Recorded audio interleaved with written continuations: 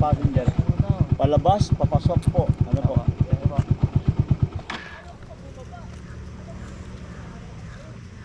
Wala mo, exempted ka.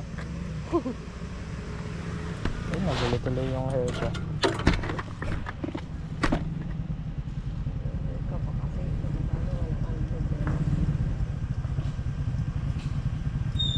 Nag-uubad po ng helmet, pinapakita po yung mukha sa CCTV. After po na makita na ang mukha, babalik na po yung helmet, pwede na umalis. Next time po yung susunod mo, bawal dito yan ha. Unsafe yan, pati yan o, unsafe yan ha. Magsuot po kayo nung safe na ano. Sige po, okay na kuya. Pagka nakita na yung mukha o,